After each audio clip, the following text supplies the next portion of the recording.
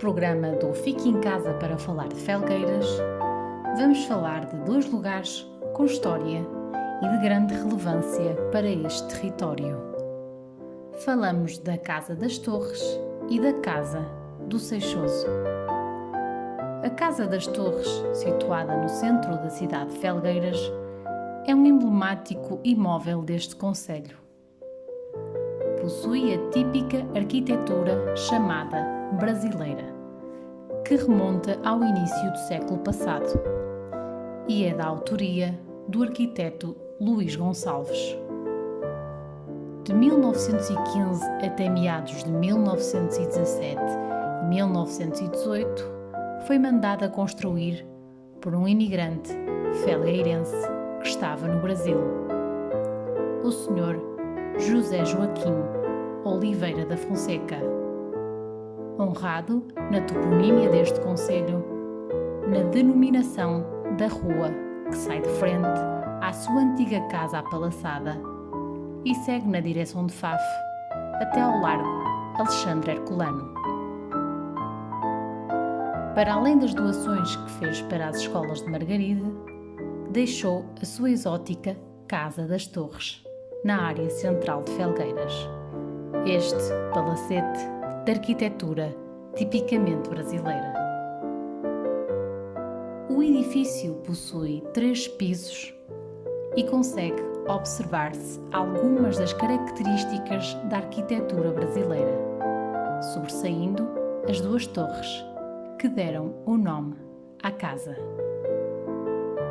Atualmente, a Casa das Torres é a sede da Loja Interativa de Turismo de Felgueiras e acolhe igualmente o Conselho Empresarial do Tâmega e Sousa. A casa que seguidamente será apresentada é a Casa do Seixoso, que se ergue na paisagem da freguesia de Borba de Godinho. Destaca-se pela sua grande envergadura, rodeada por enormes pinheirais e antiquíssimos eucaliptos. Em 1903, o Dr. Cerqueira Magro, médico natural de Amarante, decide construir o Sanatório de Seixoso, direcionado para o tratamento da tuberculose pulmonar. Por ali passaram vários doentes com tuberculose, dos quais se destaca o Conde Rezende, cunhado de Essa de Queiroz. 4 anos após a abertura do sanatório, um pavoroso incêndio destruiu-o totalmente. O seu proprietário à época, o Dr. Cerqueira Magro, acaba por reconstruir o edifício, mas com outra finalidade, para ser uma estância de repouso. A chegada do comboio à lixa e os efeitos diuréticos da água da fonte de Juvencio levaram a que este espaço ganhasse uma nova vida.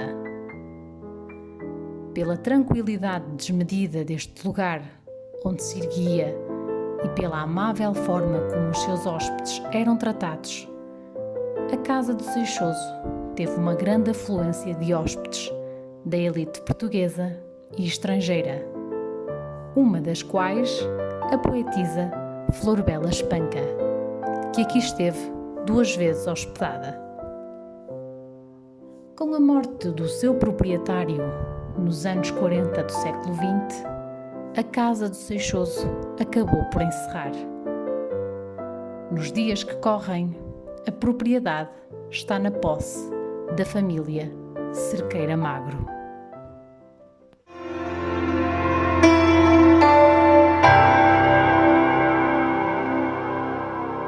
A Igreja de São Vicente de Sousa é uma das mais bonitas, nisso na minha opinião, no seu interior da Rota do Românico. Mas falaremos primeiro do Românico e depois falaremos do interior.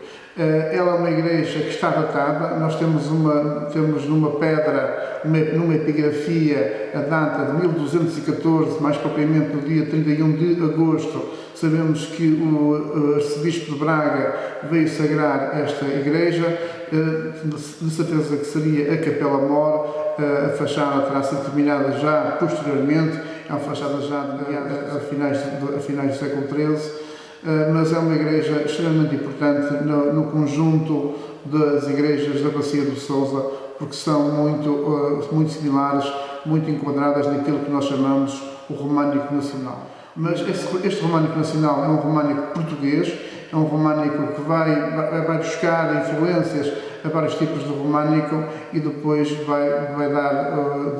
vai misturar, como eu costumo dizer, e vai dar o românico, neste caso, da Bacia do Sousa. O seu portal extremamente decorado, naquilo que é alegoria à porta do céu, decorado não com figuras demoníacas que muitas vezes eram decorados, nem com figuras de santos. É uma decoração meramente vegetalista, mas extremamente bem decorada. É uma igreja cuja nave se mantém toda ela românica, se bem que os vãos de iluminação, as frestas, foram substituídas no século XVII por janelas e tem a sua capela-mor, é uma capela-mor já de feição já barroca. Ela já foi aumentada já em finais do século XVII, princípios do XVIII.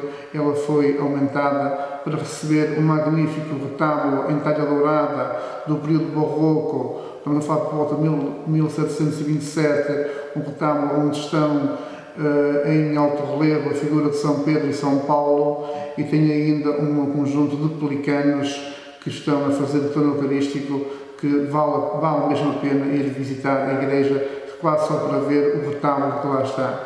Igualmente, na Capela Mor, temos no teto 30 caixotões dedicados à vida de São Vicente e aos seus milagres.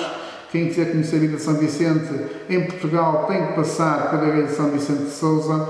E na nave nós temos dois altares maneiristas, dois altares, um de 1763, dedicado a Nossa Senhora do Rosário, com 10 pinturas dedicadas aos mistérios do Rosário, e temos um altar dedicado a São José, com igualmente 10 pinturas dedicadas à vida de São José. É uma igreja de visita obrigatória.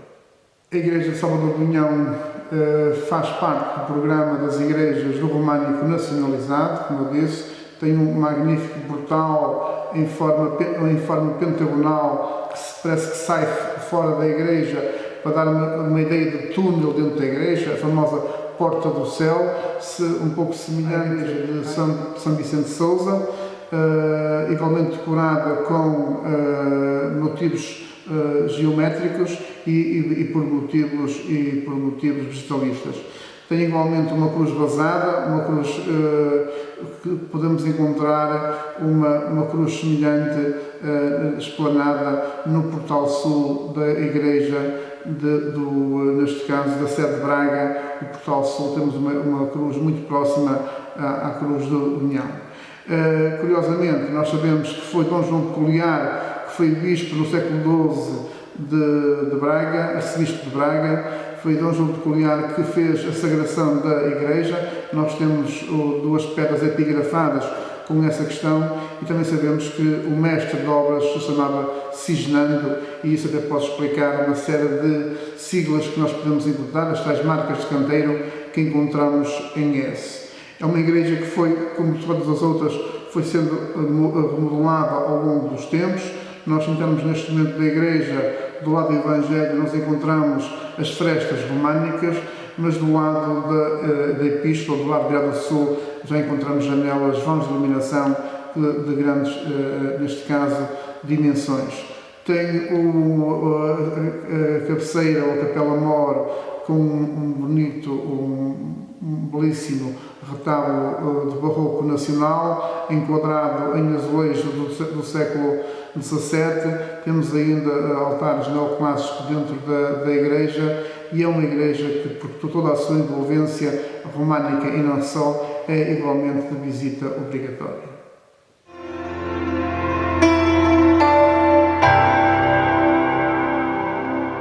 Muito boa tarde a todos. Eu chamo-me Carolina Mendes e coordeno o projeto Stay to Talk Instituto de Imersão Cultural, um negócio social que trabalha com e para a comunidade. O Fica em Casa para Falar de é um programa que quer mostrar o que de melhor se faz na região. E durante o mês falamos agora de Felgueiras. O nosso convidado especial de hoje conhece muito bem Felgueiras, conhece a região.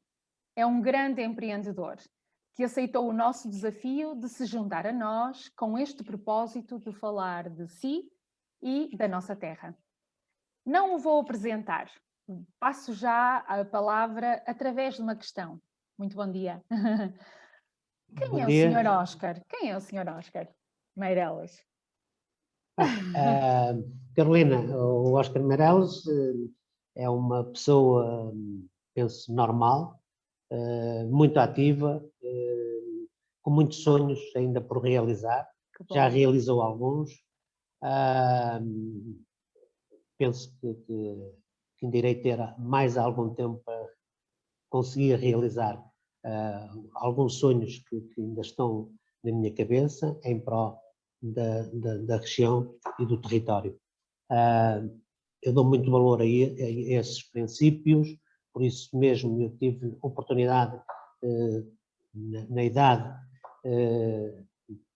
com 18, 20 anos, poderia ter saído daqui do meu conforto em termos dos meus pais e ter evoluído mais rápido do que ao que evoluí, ter outro tipo de enquadramento em termos profissionais, mas tive sempre este carinho da terra e que a terra que me poderia dar tudo aquilo que eu imaginava em termos de futuro. Concretizando alguns sonhos, não é? Sim. Exatamente. Dentro disso...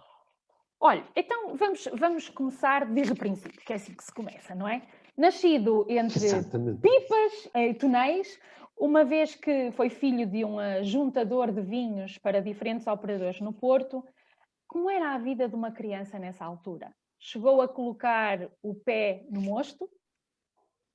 Sim, como deve calcular, a vida naquela época de criança não é a vida que hoje temos, não é? Hoje, quer dizer, vive-se muito melhor do que naquela época. Além de que naquela época eu já era um privilegiado, já vinha de uma família com algumas posses.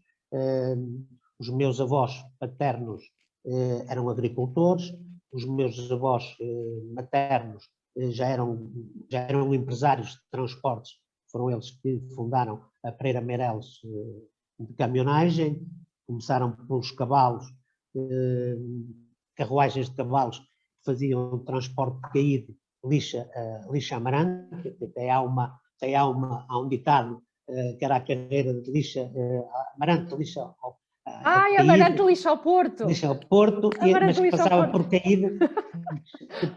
por Caíde, onde tinha o caminho de ferro para fazer os transportes em carruagens. Isto era do meu avô, da parte materna, os meus pais, da parte paterna, eram agricultores. O meu pai veio servir para a lixa, para uma casa bastante conhecida e que eram os grandes proprietários aqui na zona, que era a Casa de Torreiro, como servido para a agricultura, depois estabeleceu-se na parte da hotelaria e quando tem o casamento com a minha mãe, quando depois começam a nascer os filhos, os meus irmãos, eu próprio, e o meu pai e a minha mãe já estavam na área da parte da hotelaria. E o meu pai, como andava pelos viticultores e pelos labradores a comprar aqueles vinhos para a parte da restauração, que era muito, na altura era incrementado isso, claro. De se comprar as pipas para trazer para o restaurante, para se vender ao copo. Eu acompanhava muitas das vezes o meu pai evoluiu também nisso, em termos de volumetria, de comprar vinhos para os grandes armazenistas no Porto, e que durante as férias eu tinha que estar na parte da restauração, ou então tinha aqueles escapes que ia com o meu pai, pelos labradores, comprámos vinho, escolher os vinhos, eu não escolhia nada, nem bebia, nem nada. Com que idade é que fazia? Eu estou a falar 14, 16 anos que ia com o meu pai. nas férias, não é? Fins de semana, o que é que uma pessoa fazia na lixa? Muitas das vezes trabalhava, porque tinha que trabalhar na parte da restauração e, como sabe, a parte dos domingos, sábados e domingos, eram bons dias para faturar e que era preciso ajudar a servir à mesa, a fazer seja aquilo que fosse, a lavar pratos não digo, mas copos, pelo menos, lavava copos. E era num Pratos, não. restaurante, portanto. Na cozinha, a minha mãe não me deixava entrar. Eu estava mais na parte da retaguarda, da parte de servir ou vinhos, ou lavar copos, ou arrumar mesas, ou servir à mesa. Na cozinha eu não coisa. Mas também sou um curioso na cozinha, não é? Também não é para me Também faz os seus gabar, petiscos. Exatamente, sou bastante curioso na cozinha. Na altura da adolescência, a vida na lixa, no concelho de Felgueiras, permitia-lhe uma vida mais folgada ou de muito trabalho? Estava a dizer que era de trabalho. O que era um domingo bem passado de um jovem mais velho? As vindimas eram boas oportunidades para socializar entre juventude? Que memórias desse tempo? Nós, vamos ver, as vindimas, normalmente ia sempre às vindimas, seja do meu avô, seja das próprias nossas do meu pai, não é? Porque depois acabaram por adquirir alguma, tanto de herden como depois de compra, que a vida começou a permitir e a comprar terrenos e quintas, porque também já havia um bichinho de beneficiar vinho, o meu pai o próprio vinho para o próprio restaurante, e é nisso que se calhar no meu ADN bem todas essas experiências e daquilo que eu acompanhava com o meu pai, íamos às vindimas e o que nós gostávamos mais, e o que eu gostava mais, era de comer na mesa dos vindimadores, nas próprias cozinhas, que hoje, olhando para elas, não tinham aquelas condições higiênicas que hoje é tudo obrigatório, mas que sabia muito bem, e que eram petiscos belíssimos. E pela simplicidade dos pratos que punham, é o que eu costumo dizer, comida de tacho, que hoje as coisas já não são tão assim. Sabíamos o que comíamos, que hoje não sabemos o que comemos. E isso era uma festa para nós, era uma festa para quem nos recebia, os próprios lavradores, onde nós éramos convidados para ir às vindimas, e mais, e em termos culturais, isso não me sai da cabeça. Mais, ainda a minha vida não permite muito, mas tenho algumas promessas com alguns viticultores que hoje nos entregam uvas aqui na Quinta da Lixa, de amigos e que já vem do passado, que de voltar, tenho a promessa de ir lá almoçar com eles no dia das vindimas, naquelas cozinhas, porque são imagens que nunca mais saem a quem as viveu, não é? E que hoje andamos à procura disso, do que existe, para mostrar no nosso enoturismo e aos nossos visitantes que nos visitam cá na região. É verdade, é o tentar recriar esses momentos e esses momentos, quer sociais, quer gastronómicos, para vender ao turista e ao visitante, não é? E ainda há bocado falávamos nisso. Exatamente. É uma riqueza que nós temos cá e que temos que explotar para o exterior. Exatamente. Isso. Bem, em 1986, a família Meireles decidiu fundar a Spor Vinho, Sociedade Portuguesa de Vinhos Limitada, com o seu irmão e um primo, e passaram a vender o vinho a arganel. O interesse e a paixão pelo vinho era comum a todos? Sim, aliás, o meu irmão tinha na altura já a formação na área de viticultura, foi muitos anos responsável por um grande centro de vinificação na zona, depois inverteu por outra atividade, mas o bichinho dos vinhos ficou. E nessa altura, estamos a falar em 86, eu estava a trabalhar também num grande centro de vinificação, o meu primeiro trabalho e a minha escola foi na parte de enologia e na parte de viticultura, numa grande empresa aqui na zona. E quando me foi convidar para abraçarmos este projeto, porquê? Porque tínhamos algumas quintas de família dos meus pais, o outro meu primo também tinha quintas, e aquilo que estava na nossa mente era desenvolver um projeto mais sustentável e mais moderno e acompanhar as evoluções em termos de futuro, em termos de exportações de futuro, porque a união é que faz a força e não adianta nada nós andarmos aqui em retalhos e a dizer que nós somos os maiores. Não, nós somos muito pequeninos todos juntos, somos muito pequeninos e mesmo a própria região dos Vinhos Verdes, toda junta, é muito pequena. Temos que dar as mãos em conjunto, tudo, seja nisso, seja no turismo, seja no enoturismo, seja naquilo que for, temos que juntar sinergias todos para dar demonstração de força, ser sustentável e ser muito mais competitivos a nível internacional, porque senão nós não saímos disto. E em 86, eles constituem a sociedade, eu não fazia parte da sociedade, fizeram-me o convite na sociedade em que eu estava para vir trabalhar com eles e já na altura, pelas minhas visitas que fazia muito em termos ao estrangeiro, a visitar adegas, quintas, herdades, aliás, isto é uma escola, as visitas são uma aprendizagem permanente. Então, eu tinha sempre, com o que eu estudava em termos internacionais, era que nomes de empresas, era mais um armazenista, mais um engarrafador, e eu já na altura queria ser diferente, aliás, ainda hoje quero ser diferente. Muita gente chama-me pronto, muitas das vezes ando nas nuvens, mas eu sei que quero... muitas vezes os visionários, e nós que o Stay to Talk trabalha com histórias de vida e trabalha com investigação e constrói narrativas históricas de personalidades, de casas senhoriais, portanto trabalhamos aqui as narrativas.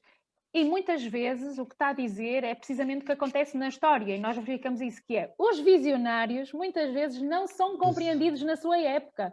Acontecia com pintores, com escultores, com grandes empresários, na sua época não são compreendidos, mas depois mais à frente logo se vê os resultados. Sim, mas as coisas têm-me corrido bem, todos estes projetos, como deve calcular, nem não se acertam em todas, porque se eu não fizesse nada, acertava nelas todas porque não fazia nada. Não é? É o que eu digo aos meus colaboradores e quem está na equipa, sempre nós temos que fazer, o que é preciso é em termos percentuais, as que saíram certas e as que erramos. Por isso mesmo... Só acontece errado quem faz, não é? Exatamente, não é? Por isso mesmo é sempre positivo. E nessa altura, quando eu venho para a empresa, eu não me sentia bem com o nome. Não é? Com o nome. E então, quando adquirimos a Quinta da Lixa... Em 1992, não é? A minha primeira opção em cima da mesa com os meus sócios foi: vamos mudar a designação social da empresa. Vamos pôr um nome mais simples e mais da terra de que em termos de bandeirarmos em grande marca, em grande volumes. Vamos fazer um segmento de qualidade, mas da terra. Foi quando nós fundamos a Quinta da Lixa Sociedade Agrícola Limitada. Acho que vencemos, só pelo próprio nome. Depois havia muitos mais outros projetos, que era a parte do enoturismo, porque a minha convicção é que o vinho tem que estar ligado à gastronomia e ao enoturismo. E isso é mais vantajoso de que nós fazermos 3 ou 4 ou 5 milhões de publicidade. Repare, porque a experiência é o melhor veículo que nós temos em termos publicitários. E a palavra passa a palavra, não é? E tudo aquilo que nós hoje estamos a fazer e a recriar, ver a nossa cultura do passado, a tentar recriar dar a conhecer aos nossos turistas, ao povo internacional, é a nossa riqueza. E isso ninguém nos tira. Podem-nos tirar tudo e outras coisas, mas isso não nos tiram, não é? É a E o nossa nosso saber também identidade, nos não tira. é? Exatamente. É a nossa É identidade. isso. Então, e esse gosto e esse está espelhado no projeto do Mão Verde, não é? Sim, repare, o Mão Verde nasce de duas formas. Inicialmente, quando adquirimos aquela quinta, é que está aquela quinta, em termos sentimentais para mim, é muito importante, porque era uma quinta que eu ia com o meu pai já a comprar um vinho. E conhecia as pessoas e via Conhecia as as vindimas. pessoas, assistia a algumas vindimas lá. Aliás, aqueles tonéis que eu ainda hoje observo na adega em Escondão, eram tonéis que estavam preenchidos de vinho e o meu pai comprava e carregava o vinho para mandar para o Porto. Por isso, ainda puseram aquilo e consegui intacto aqueles tonéis, todos vivos. E eu já na altura dizia ao meu pai que aquela quinta ia ser minha. Palavras de crianças, não vale. E ele, exatamente, ele disse assim, está calado, moço. Está calado, moço, é mesmo da Está lista. calado, moço. Pronto, está calado, moço. Pronto, quer dizer, e tem em termos sentimentais isso. Depois, uma quinta que está nos dois concelhos de Tondela, Felgueiras e Amarante, porque gosto muito de Amarante, andei a estudar em Amarante, vivi muito tempo em Amarante, muito tempo, quer dizer, na parte dos estudos. Tenho muitos grandes amigos em Amarante, e uma vinha, tem dois terroirs, tem o granítico e tem o xisto, não é? Por isso é uma quinta com vários encantos para mim, em termos sentimentais, em termos de beleza e em termos agora da grande pérola. Potencial, não é? E da pérola que está lá construída, não da Quinta da Lixa, mas para a sociedade e para a região, seja da região dos Vinhos Verdes, seja da região dos dois concelhos, que é um orgulho para todos os habitantes. É um orgulho para a comunidade, é um orgulho para Portugal, porque já foi reconhecido com vários prémios a nível internacional, não é? Exatamente, sim. Aliás, nós já 4 anos tivemos em termos, nas capitais do vinho, arquitetura, ambiente e ultimamente alojamento, não é? Fora os outros a nível nacionais que todos os anos, todos os anos, mas também depois não há também categorias para nós concorrermos. Agora teremos hipóteses com a Nova Iala, das suítes privadas, mas pronto, o tempo dirá. Muito bem, muito bem. Sendo nós, o State to Talk, sendo nós uma instituição que mobiliza visitantes e que pretendem ter experiências de imersão cultural no âmbito do património material e imaterial, que experiências é que o Mão Verde destacaria e que permite aos clientes ter este acesso a este património imaterial que envolve as uvas, o vinho, as vindimas, as tradições? Vamos ver, vamos dividir isto por várias partes. O Mão Verde tem ativo alguns circuitos em termos culturais ligados ao vinho, como é um hotel enoturístico, é vínico, um hotel ecológico, que é sustentável, também, que é um dos poucos hotéis a nível nacional que é ecológico. Temos o enólogo por um dia, visitas às vinhas, passeios pedestres, às quintas, aos moinhos que temos nas próprias propriedades da própria empresa. Agora, isso é uma coisa que o Mão Verde faz. Mas que podemos ir muito mais além, porque o que eu não quero um Mão Verde só. Eu quero um Mão Verde, quero o meu colega de Celurico, quero o meu colega de Amarante, quero o meu colega de Penafiel, fazermos aqui um triângulo de arranjar entretenimento e aventura, seja em que área for. Quem gostar de desporto, termos o desporto. Quem gostar dos passeios pedestres, termos passeios pedestres. E temos esse potencial todo. Aliás, nós temos essa riqueza toda. Em termos de religiosos, em termos de desporto, temos o Rio Tambe, temos a montanha, milhentas coisas, temos o golfe, quer dizer, temos uma riqueza aqui que não a estamos a saber explorar em conjunto. Cada um está a pensar nele. A sua quinta, não pode ser. Não, o que é que eu preciso? Preciso dos meus colegas, atividades para os entreter. Eles vêm pernoitar e depois saem de manhã. Já com uma agenda preenchida. E vão para Mundim, vão para Seluíque, vão para Amarante, vão para Vila Meada. Quer dizer, é preciso abrir cabeças e darmos as mãos todas juntas. As câmaras estão a fazer um papel muito importante nesse sentido, estão a ajudar muito, estão hoje mais sensibilizadas para essas dificuldades que existem no Conselho, do que no passado, por isso mesmo acho que estamos todos no caminho certo. Agora temos é que nos dar as mãos, todos juntos, para fazermos este centro aqui, um centro turístico. Muito bem, eu acho que sim, no fundo é trabalharmos aqui para um bem comum, não é? Em que todos ganhem, mas estamos todos focados no mesmo objetivo, que é preencher o dia do visitante o máximo possível, da melhor forma, para que ele fique mais tempo e que depois volte a repetir, porque não conseguiu ver tudo e tem que voltar outra vez para... Exatamente, porque neste momento o que é que nós estamos a fazer? Nós estamos a fazer algumas coisas no Triângulo Porto, Amarante, Douro. Exato. Quer dizer, eu faço ali Mas há triângulo, muito potencial aqui ainda. Depois temos Guimarães, Braga, dizer, temos aqui muita coisa que temos que ter. E em termos culturais, aqui no nosso triângulo, não falta uma riqueza. Agora, que é preciso... Eu admiro muito os espanhóis, porque eles de uma pedra fazem um monumento.